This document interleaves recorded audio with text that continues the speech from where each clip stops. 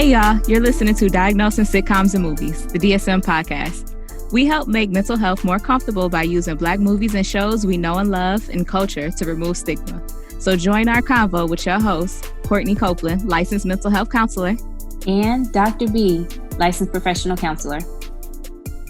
This episode is brought to you by Boxed Up. If you would like to improve the sound quality and visuals of your created content, please try Boxed Up. You can visit their website at tryboxedup.com or see them on Instagram at tryboxedup. Hercules. Fabulous. I love his mama. Wasn't she great? Oh, she was so great. Sherman. Sherman. I just feel like I need to be that person now. That's your aspiration as your maternal instinct. As my maternal instinct is just call my baby name. Well, okay. Making songs. Yes, fabulous. And while they was at the table talking, she was just rubbing the lip. Grace. I love it. She was just everything. She was so like inspirational. Just, you got this, baby. Like be yourself. Clean this, the dogs have gotten this trash again. Didn't nobody say nothing about cleaning no colons. Okay, she was fierce. All right, listen. Eddie Murphy did his thing as mama and as grandma. Yeah, Cletus. Sometimes I relate to myself. I can relate. Sometimes when I'm alone, I relate to myself. I can relate. Mama. Relations. You can't go down to church. They don't marry lesbians. I was like, no. Nothing wrong with lesbians, though. I love lesbians. But wait, is it your whole conversation is about her marrying Sherman? So how's she gonna marry Sherman if she a lesbian? You know what? Yeah. It's Eddie Murphy. All right, guys, if you have not been able to tell quite yet, we are talking about the 1996 comedy/romance, surprisingly. Romance? Mm-hmm. Okay, yeah. Romance, I guess. The Nutty Professor, starring Eddie Murphy, and then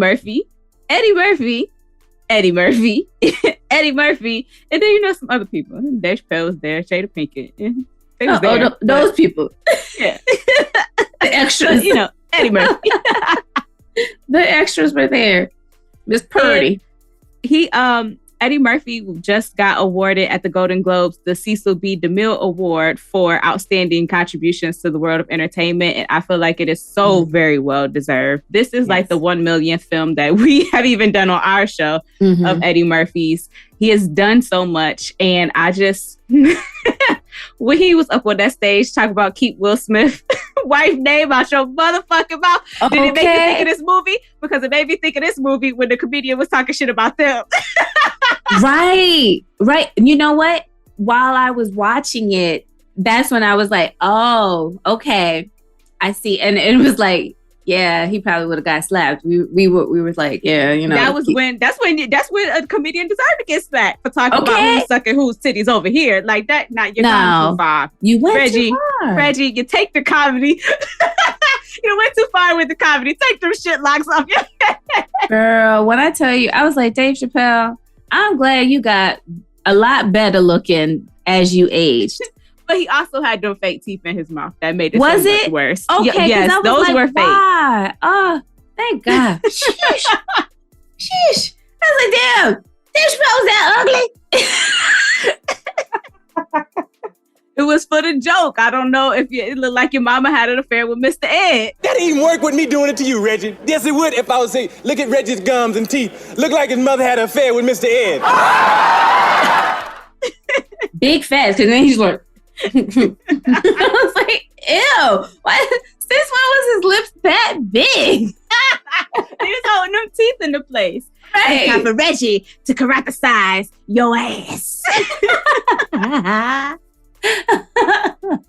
I felt bad for him after a while, but I was like, okay. But Jesus, was he so... Buddy Love was so extra. So extra. I was just like, okay. I don't remember it. My dick.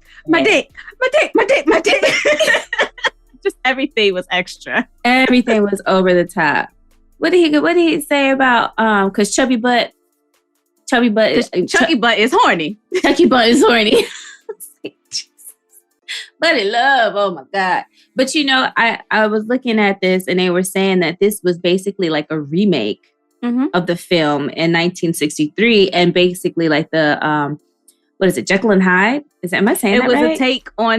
It was a comedic take on the Dr. Jekyll, Mr. Hyde. Mr. Hyde, Dr. Jekyll? Dr. Jekyll, Mr. Hyde. Dr. Jekyll storyline, yeah. And I see that because, like, I mean, Buddy Love was intense. Like, dude. It made it kind of difficult for me to even diagnose because of the So we'll talk about that once we get into the diagnosis piece of it.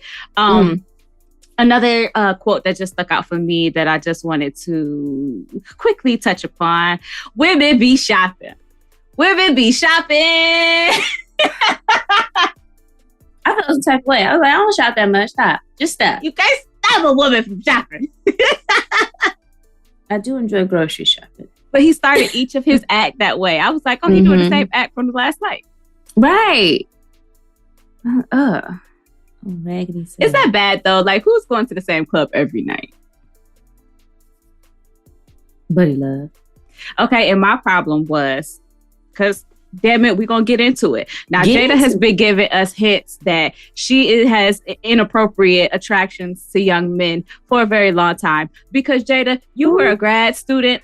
What the hell was her name? Carla Purdy. You were a graduate student professor in this damn movie. Why were you going to the screen where you said that your students be talking about and that's where they go? Why you want to go there? You a whole professor. What you doing? Right. I'm like, I'm trying to avoid the places. I don't want to ever see them outside. Ever. It's all fun and games until I hear Miss Copeland. Then it's time to go. Dr. Bread, stop. You don't. I don't know her. Who that? Who this? Get her.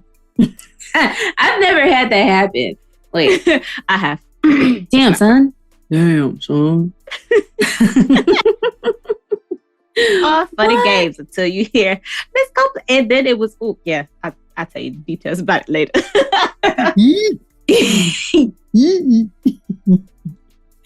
Damn, son. Yeah, I'm thankful. I am so thankful that that has never happened to me. But yeah, I was thinking the whole time, like, why would you want to go where your grad students are? And then another thing that was crazy, I was like, this is a college. Why do we have a bell? Ooh. Why do we have a bell? That's a great point, Dr. Britton. In all of your years of academia. And I've never had a bell. College or university with a bell? No, absolutely not. Because the other thing is, them students hopped up out them seats. I wish my class would. Okay, you better sit down until I'm done. Now you can go. And I'm sitting here yelling at y'all, telling y'all to remember you got a pop quiz. Pop quiz. Pop quiz. I don't think it's a pop quiz if you keep telling them before. Right. It's not. Study for it. I think then it's just a quiz, sir. It's just a scheduled quiz then. Basically, put that shit on your syllabi. Okay, Professor Klump. Sick of it. Okay, so as a a leader in academia as you are, shouldn't Professor Klump have been fired after the whole hamster incident? Well, actually, no, wait. I think Dean Richmond couldn't fire Professor Klump after the hamster incident because he knew that Sherman had a quality discrimination case against him. You cannot call me. Okay. All of these things threaten my life. Okay. Listen, I said that dean is out of pocket. Okay. No, absolutely not. But then there were some characteristics that was like, yeah, that's a dean for you, because they are about the moolah, baby. Okay, like you bringing in money. Honestly, I really do feel like in higher ed, if you are bringing in money, they will leave you alone. As long as you're bringing in that coin, honey. Students can complain all day. Oh, we're sorry to hear that. But we'll talk too soon too. Yeah, you bringing in that coinage, they're gonna leave you alone. So I do feel like because he was providing some type of money, which is why he kept talking to him about all these different people that could be possible, donors and work with them. However, though, if you're losing money, that's a quick way to get your ass fired too. So, the way it sounded, he fumbled the bag, as the people are saying. He fumbled the bag a few times. As Jada students would say. Right. She always chasing at the little kids. Jesus. You better stop. Look, Eddie Murphy gave us advice. Pay your taxes, mind your business, and keep Will Smith's name out your mouth. Wife name out your mouth. Okay. I think I've already broken that rule at this point. I've challenged her to a physical altercation with my own mother on this show in previous episodes. And she still could get it because she should not be out here messing with these little children. But I just don't want to be slapped on in front of everybody. I got your back. I just don't want to be recorded, like getting slapped by Will Smith. It's not cute. And see, the way that I look at it, Will Smith wouldn't hit a lady. So I would have to fight Willow, who's in my weight class. I feel like I could take Willow down. Okay. All right. I'm going for the kneecaps first. I'm knocking her kneecaps. Knocking the kneecaps. So you got to go low first. Yeah, Mm-hmm. Yeah, you got it. You want me to be in the background? World star. Yeah, then just in case I start getting my ass whooped, that's when you know. And then I drop the phone, come in. Bah, bah, bah. Okay, yeah. Cool. Mm-hmm. Got it. Glad we got a game plan. We do not condone violence here at the DSM podcast. We do not. Okay. While I was watching this, you know how I like to put things in perspective of the year, right? So I was 6 years old when this came out. Okay. And the fart scene was like hysterical. Like, I mean, all of the, and then the motion with it too. Like, I think also, right. I think we've also probably at some point have remade this scene at the dinner table with. I have never farted at the dinner table with not my the family. Dinner. No, not farting. But at least acting like you were at the Klumps at the dinner table. Okay, maybe not everybody, but yes. So my issue with this was that it was not funny watching it now. And they said this was, American Film Institute said this was the top funniest American movie. And I'm just like a 100 top funniest movies. And I was just like, this is dumb. Like, I rolled my eyes so many times watching this movie. The movie still hit for me. Now, the fart, it was extra nasty because, like, now as an adult, I am recognizing how wet it sounded. Like, I chose the wet sounding part. And she talking about, maybe that's because I'm petty. Hope your asshole fall off. But the jokes still hit. Some. And it's even the way that they say them. Like, even the Yo Mama jokes weren't the first time I was hearing those jokes, but the delivery. Richard's mama so fat that the bitch get her toenails painted in Earl Shine. Earl Shine.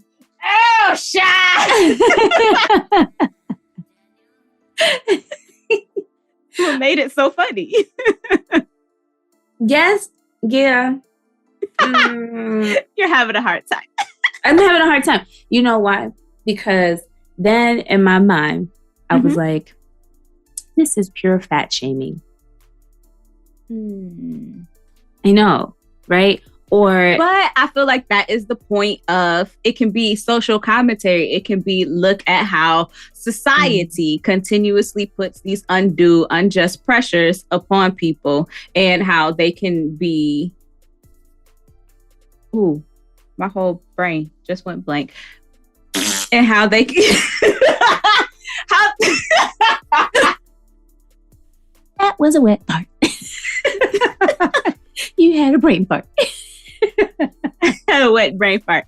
And how those things can be internalized into the point where it drives someone to do like such a drastic act in order to avoid it. Because we have people out here doing the getting bariatric surgeries. We have people out here dangerous dieting, starving themselves, doing all of these different things. So we could look at it as that way, or we could look at as, Eddie is a smart man. I wouldn't say that he would just he didn't go for the cheapest of jokes. I think there was some smart comedy in there. And then farts. And then farts, But it did play on the weight bias, stereotypes and things like that. And of course, I could not watch this and not watch Meet the Klumps along with it. And both of which are on streaming on Netflix right now as we're recording this. So if you have the opportunity, please go watch both of them. Get you a good laugh. And then it made me also think about Norbit and, all of that. Toothy. Yes, because doesn't Mother Klump look a little bit like Norbit? Right? Just the little mini fro. With the little mini fro. I was like, is that the same fro? It might be, Maybe they just picked it out a little bit. Yeah. She had more activator in her curl. Okay, did. I digress. I'm sorry. You were saying. Okay, yes. So talking about wigs, Tyler Perry wigs.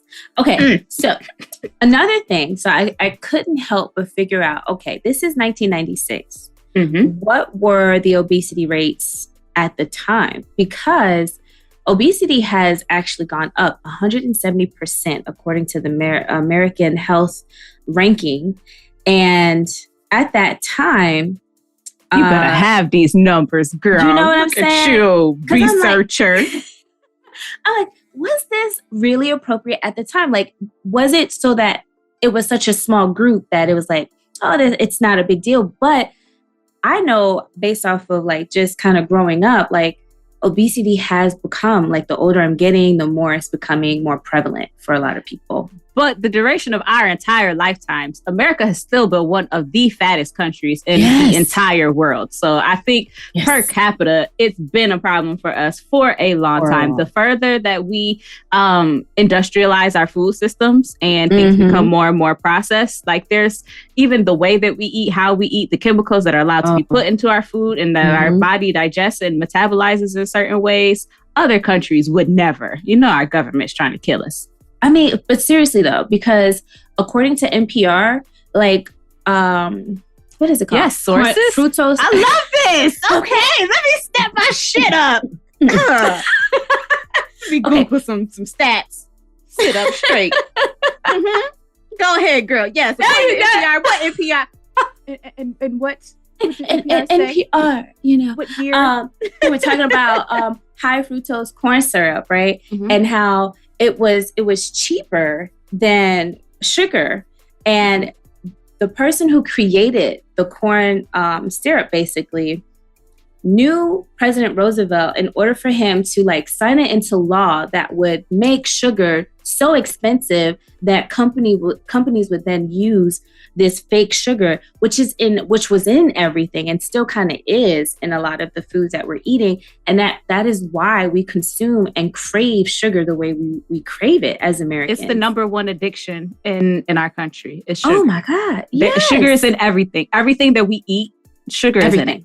Like, oh my gosh, ketchup, seasonings. Like, you really have to pay attention to what you're consuming now because it will definitely kill you. But which is also why diabetes is so prevalent in our country and heart as well. Disease, right? And of course, I know we talked about Mama Klump, but Black women, I just love her. But Black women, unfortunately, just like everything else we are the most impacted by it. Like, that's just mind blowing. Like, come on, man. Like, why are we like the number one, like in every fucking category that is? It goes in this order usually. Number 1 is usually Black folks. Number 2, Indigenous folks, and number 3, Hispanic folks. It usually goes like right, yes, boom, boom, boom, boom. Jesus, we can't catch up, right? My God. But yeah, so at the time in 1996, the CDC indicates that the U.S. obesity average was 12% in 1990 and has grown 23% by 2005. So it has continued, right? So we big and getting bigger. We getting but we getting BBL, so we just moving the fat to different places. Oh.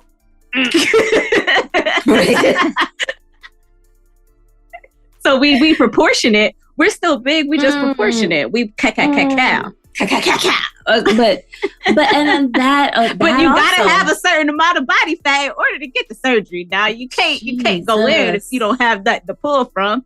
Like, I can't just go get a BBL from right now. But they gonna make my head smaller. You got to have a little body fat. I'm just saying, to make it, they come from all over the arms. Oh, they take it from your arms now? Baby, they take it. I thought it just had to come from like. Well, if that's the body makeup for that individual, they can take fat from different places and then put it deposit. But that I'm learning so much today. Risk. I'm so happy.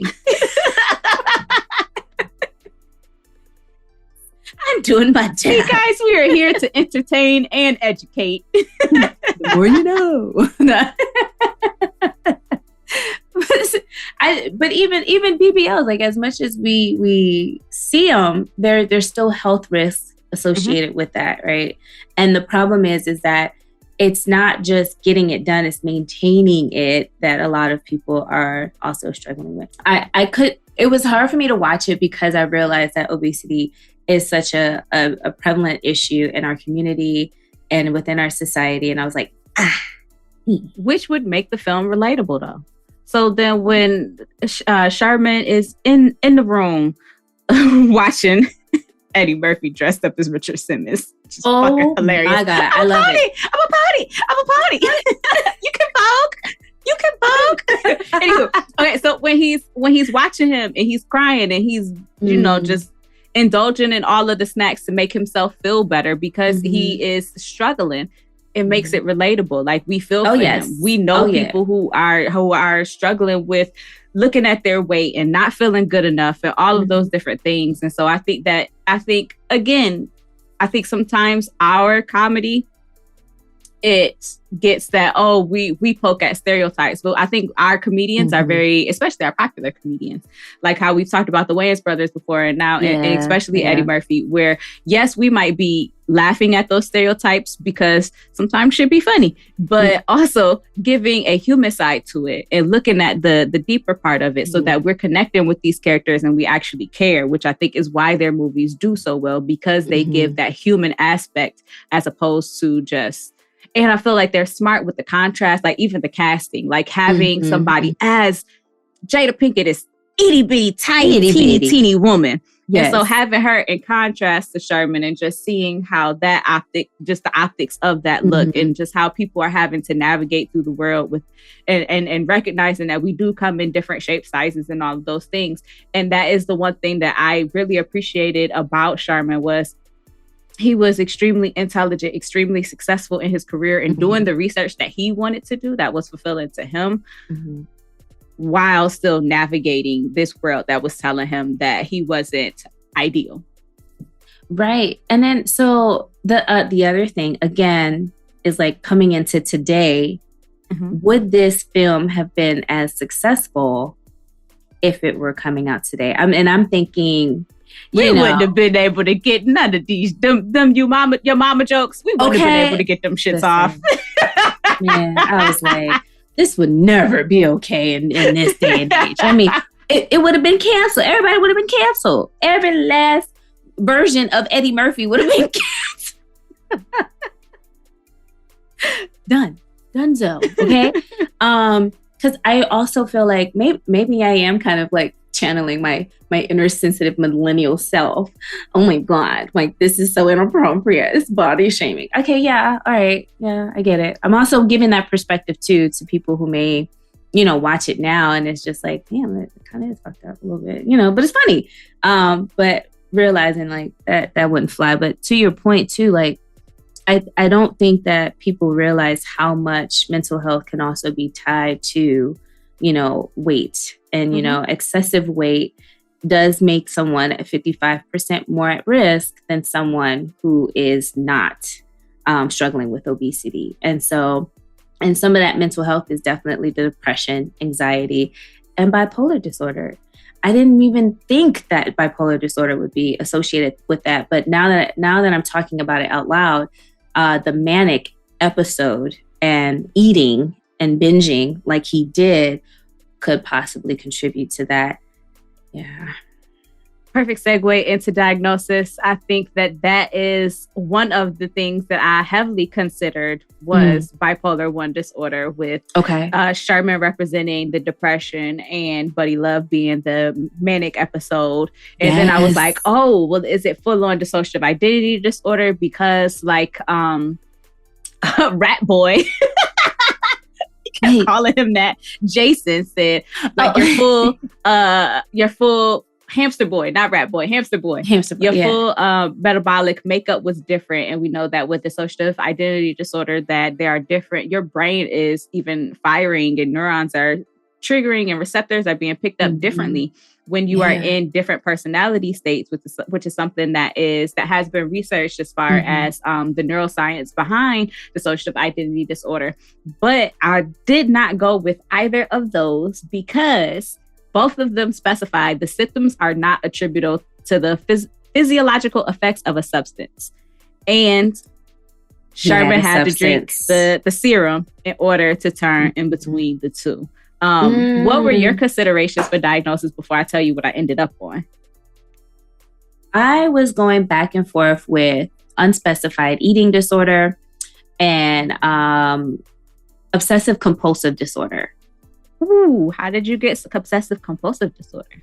Okay, well, let's look at that. Diagnostic criteria. So for me, especially when he would like kind of like go into this trance, and fall asleep, which is what little trance while he's watching TV. Also called dreams. Most of us refer to them as dreams, but whatever. Trance. REM sleep, but whatevs. While he eating ice cream, like, get it together, okay? Like, jeez. Anyway, so reoccurrent and persistent thoughts of him being overweight, right? And this is where I'm struggling because I probably shouldn't have watched Meet the Klumps at the same time. I purposefully did not. Oh, God, because it makes me think about how in the Klumps, he grows big, right? Oh my God. Well, he grows big in the one dream in this one. And he is, and then he in the ER. In the window and grabs the turkey. And it makes him fart and blow up the world. And blow up. Okay, so that wasn't Meet the Klumps. The persistent thoughts and urges as far as like his weight and feeling like he's just going to grow so big, or, that one scene where he's on top of Jada Pinkett and he's like, the sand is swallowing her. Right. Images that are experienced at some time during the disturbance. So, of course, the visions or dreams that he was having. I like vision. He was asleep. They seemed intrusive and unwanted for the most part. And I feel like that's what caused him a lot of the anxiety and distress, which led him to run into the lab like a madman and start concocting his thing. I'm sorry. Go ahead. And then the individual attempts to ignore or suppress such thoughts and urges with some other thought or action by going to the gym, by running up those beautiful campus stairs. However, he still gave into the compulsion of wanting to lose the weight.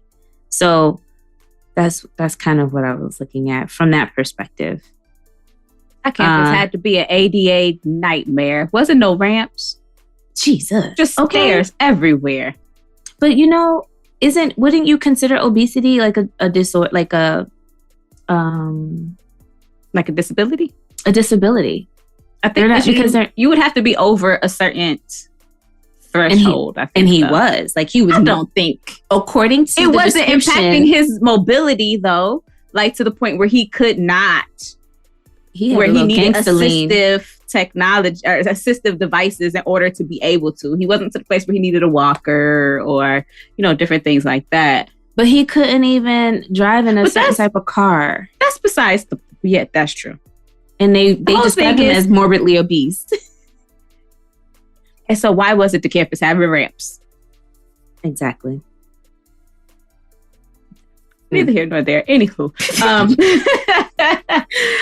After, debating all of the other ones and then settling on there is a substance that is present that is attributing to these, that is impacting this influx in state of being. I went with major depressive disorder and binge eating disorder. Definitely. And you know what? Because I mentioned depression for individuals who are overweight as a possible thing, I can definitely agree with that. And then you said anxiety, generalized anxiety? Binge eating disorder. Binge eating. Okay.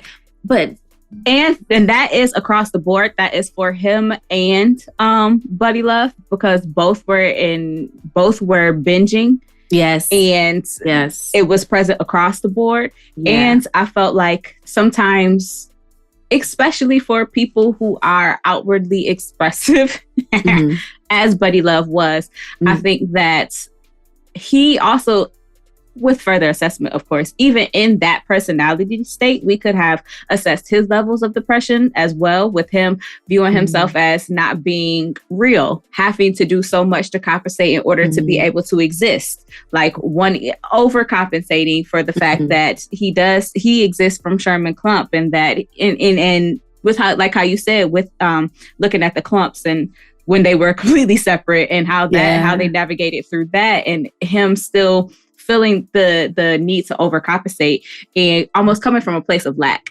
And so sometimes I don't think that we always consider depression in individuals who are extroverted, who are loud, who are smiling, who are doing all of those things, because that's not depression. That's not what that looks like. But I think so I felt like both disorders could be for both individuals. I agree. And then also to your point about depression, a lot of times it could be aggression, being agitated, being irritable. So while that person may present very happy, it's like, as soon as they're upset, as soon as you make them or you piss them off, I mean, that is definitely Buddy Love, especially with the scene with Dave Chappelle and throwing him into the piano. I mean, like, seriously, like, oh my gosh, like you got that irritated and agitated with this comedian that you had to get on stage and throw his ass into the fucking piano. After singing a beautiful rendition of Loving You by Minnie Riperton. Reggie?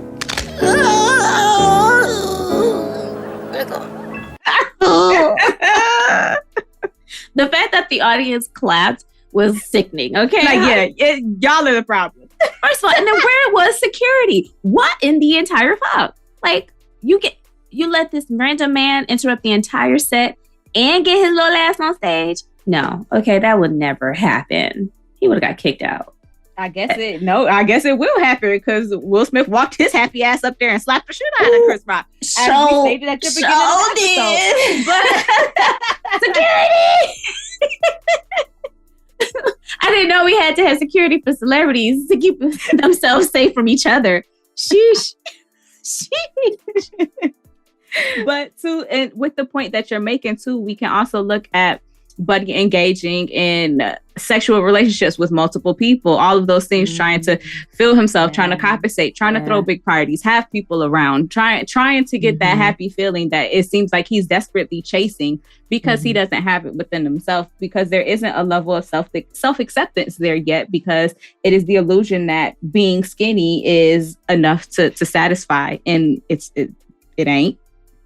Look, when he said, I want spandex. Spandex. All spandex. Where's the spandex section? I got the yield. Spandex. I was like, oh, okay. So that's what we do. That's where we go. Spandex. That's the spandex. And that little outfit. the dance, I love it. It was the dance for me. It was the dance, right?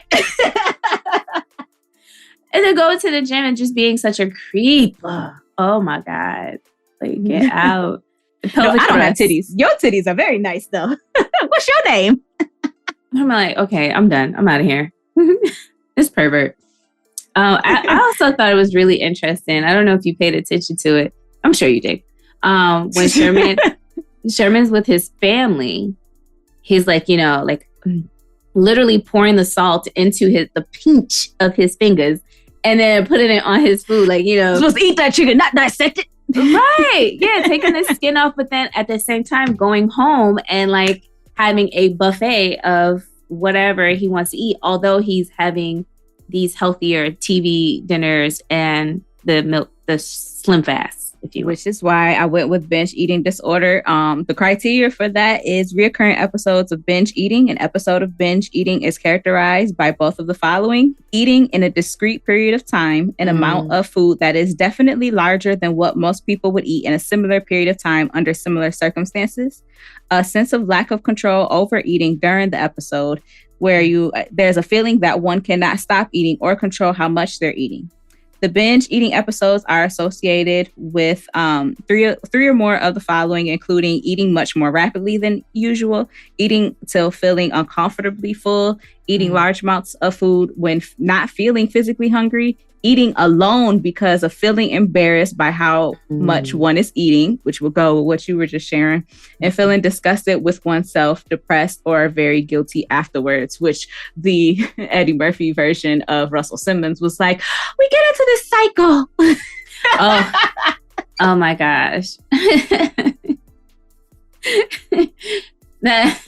I was like, oh my God. He plays this so well. I can't stand him. He did. I can't even get it out. It's hilarious to me. And at first, I was like, why he looks so funny? And then I'm like, Eddie Murphy. You play even him. You had to be him. It's hilarious. I love Eddie. I love him so much. But I would be remiss to talk about how the family in relation to Sherman Klump and his diagnosis, and it very much so felt that despite the family being very close-knit and having a lot of love for each other, which is clearly evident by the fact that you would just continue to sit at this table when your dad is farting, and like most people would just get up and walk away. Like, you even inviting people over knowing that he do this type of stuff. You know what? That's very loving and accepting. And I just don't know if I'm in that place yet. I strive to be with my family members. But there was a level of closed-mindedness, and operating from places of shame and guilt. And so when kids are brought up in that place, they feel like where there is shame, there is guilt. You're made fun of for the different things that you were trying to do. Like if Sherman was dissecting the chicken and trying to be eating healthy, then you making fun of him in that moment would just reaffirm the negative things that he believes about himself, as opposed to like, oh, what, you're trying to lose weight? Let's have the conversation about it. And low-key almost to the point where I was like, are they haters? Like, is they mad because Sherman is able to, like, he's doing well and they don't understand that aspect of life for it, so they're just going to make fun of him because he's trying to do something different? I feel like that is affirmed in the Klumps one, with the dad going and taking the serum himself. Yeah. So just looking at it that way, not to the point where I felt like they were enmeshed in his life, but I don't think I've ever introduced someone to the family for the first time and they immediately start playing in our way. Wow. And to have relations.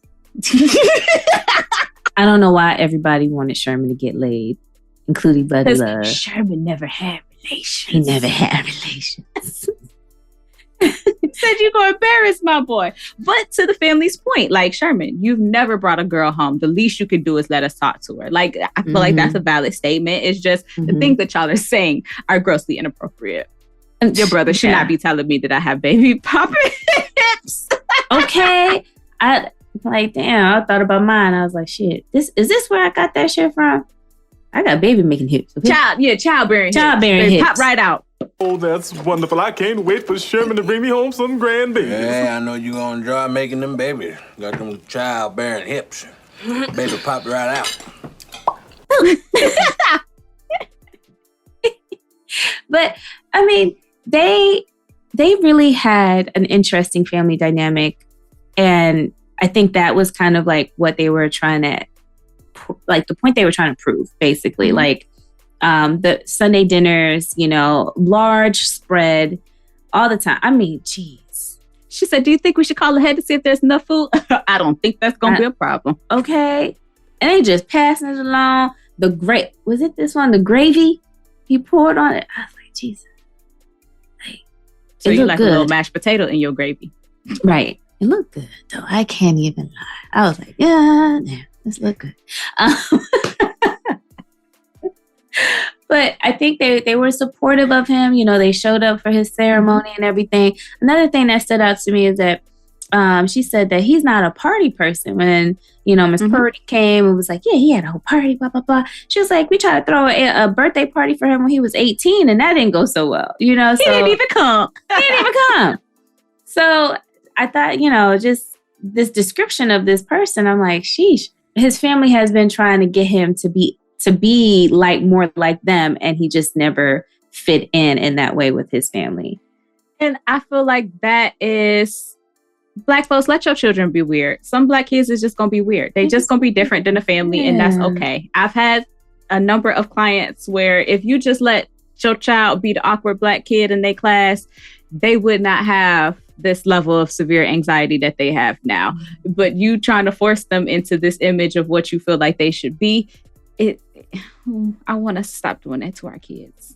I know. Can we all just agree to stop? Let's just let them be. Just let them just be weirdos, okay?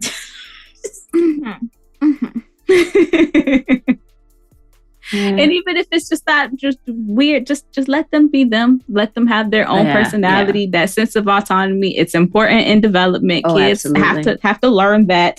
And if they don't, then it can result with in different things. It almost reminds me of like Erik Erikson's stages of development, and how if there's those certain stages aren't met positively, it can impact the rest of their development. Because I definitely feel like that's what we're seeing with Sherman. And I think if he was my client, I would definitely want to do maybe CBT with him, because I want to know what those core beliefs are and get to challenging those automatic negative thoughts. Because it seems like his core beliefs are constantly those negative core beliefs are being affirmed by the things around him. And then if we could begin to challenge how we are perceiving those certain things, we can begin to change his responses to certain things, because he was feeling really good about himself when he climbed the stairs and he was boxing the air and yes, I can. Yes, I can. All of that. It was self-coping statements. It was beautiful. I loved it. And so continuing to reinforce those good things, those positive things. And I might want him to work with a nutritionist. Yes, definitely. Because because healthy, you gotta lose the weight in a healthy way. Right. You know, and recognizing, you know, what foods are actually doing to your body. How do you react to it as an individual? Because we all react differently to different types of food, you know, whether that be our mood or just physically, what happens to us physically. And then also understanding your relationship with food. So realizing, when are you eating? When are you consuming your food, and why? And, you know, being mindful of the different types of food. So like, you know, if you want something sweet, you do have alternatives. You don't have to have a whole jar of, what was that, Skittles? There was Skittles in the classroom and M&Ms when he just poured them down. When he poured them out, right. Yes. And looking at how you just said, diet impacts mood and the different things that we take in. And I want him just to hear it from another professional, because I think that that specifies in that specific area, because I think sometimes when we as therapists tell people that your diet can impact your mood, it sounds like how, like you said before, fat shaming, like you're judging me, as opposed to like, no, there's science behind these certain things, and the things that we intake impact the chemicals of our body for what it produces. So I would like for him to hear that from someone else, and because he is such an intellectual, I think, and is so intelligent, that constantly being reinforced and him being able to create his own plan for himself just would be helpful in that way. And we might need to talk about if he needs to continue at that university, because it's a toxic work environment. Oh, geez. And maybe we should work on filing complaints from your boss. If you need assistance or a letter for that in any way, I would be there to support, because you don't have to deal with that. You don't have to put up with that. No, I would definitely be like, okay, it's time to transition to another university. Let's separate from this university because we deserve better. Like that, yes, I 100% agree. And something that came to mind too, I kept reading and hearing that probiotics and prebiotics actually help with depression. So friends, if you're feeling down, take some probiotics. Ooh. Yeah, like some probiotics help you poop.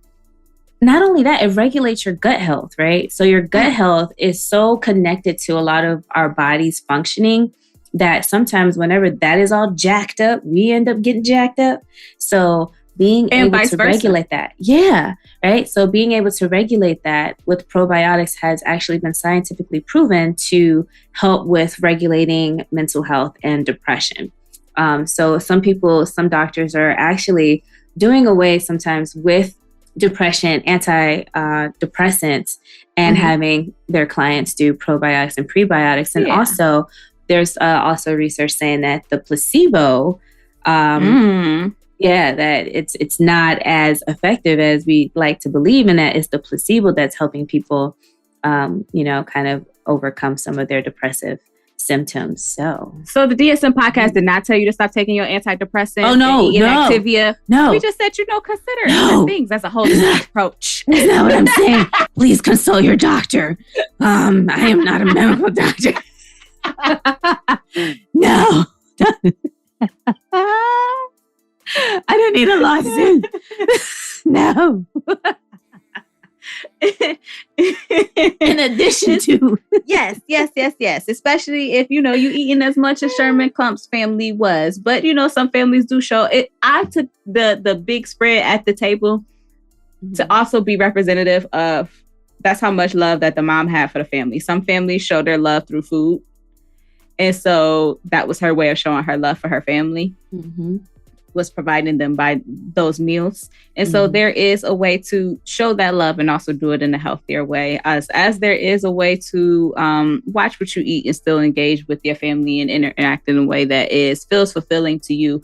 The only other person that I diagnosed in all of this film was Dean Richmond, as we were saying, with the toxic work environment. Fuck him. Damn, strong. Like you meant that from your spirit. Okay, it came from way down. Counter transference, Fuck him. I don't even want to spend my time talking about him. You go ahead. Shit. Okay, yeah, just quickly diagnosed him with narcissistic personality disorder, and feeling like he could only be associated with people that were bringing in money for the university. Him lacking empathy of others. I think if he was my client, we would definitely be doing some very intense DBT therapy. I probably would have to mask it as like leadership training, though, as something to benefit him, because a lot of people with narcissistic personality disorder, if it's not directly impacting them in a negative way, they do not feel like nothing is wrong with them. It's everybody else. So we just cannot go on with him walking around calling his employees fat tubs of goo and saying that he is going to strangle them and choke off their air supply until they pass away. Things like that. I don't think that is inappropriate. Yes. Yeah. So I'm done. That's it. We don't have to talk about him no more. Sheesh. That's why the hamster pooped in his coffee. I was happy. I was very happy. Good for him. And that's why he got booty butt by a hamster in the Klumps. Good for him. Why would you put on a fur jacket and crawl out, dummy. You just made yourself vulnerable. That was the one that I thought, okay, the joke went too far. That's not okay. And that little... He did not consent. He did not consent to that. He did not. But hey, karma's a bitch. I'm sorry, that's 99999. Again, no kind of transfers. Never hurt nobody outside of the therapy room. I'll go get some supervision and consult about it. Mention it in my own therapy session because, therapists need therapists too. I would like to also take this special second to just say thank y'all for being patient with us. We back. We had to take a little break. We gone for a minute. Now we back with the jump off. Goons in the club, case something jump off. All we like to do is party. Bye everybody at the bar party. Okay, anyway. I also wanted to send two very special shout outs to two other podcasts that have been showing us mad love. The whole cake, mad love. I would like to say, yes, we heard y'all.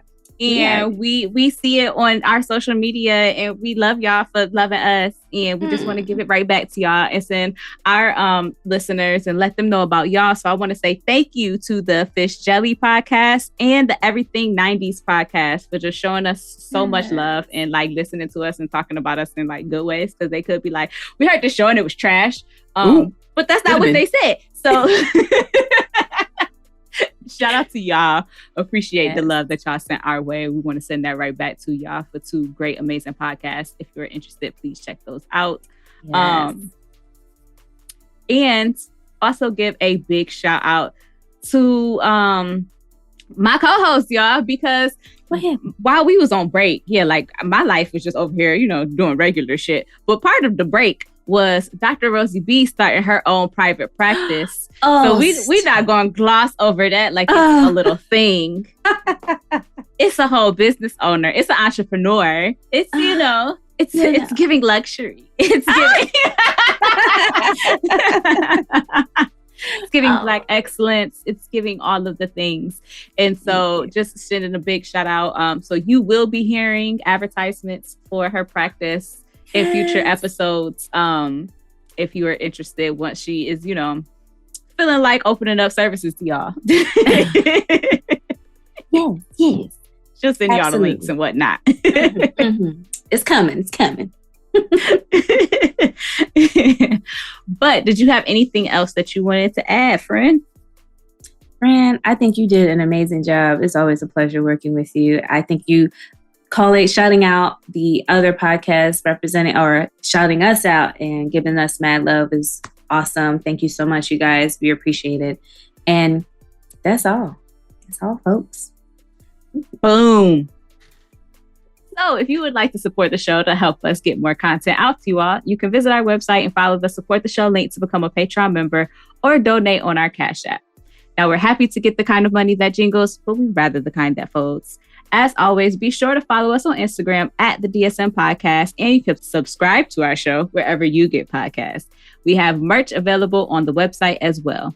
While you're there, go ahead and leave us a comment because we are counselors and actually care about what you have to say. Until next time, y'all. Peace. Okay, bye, you cinephiles.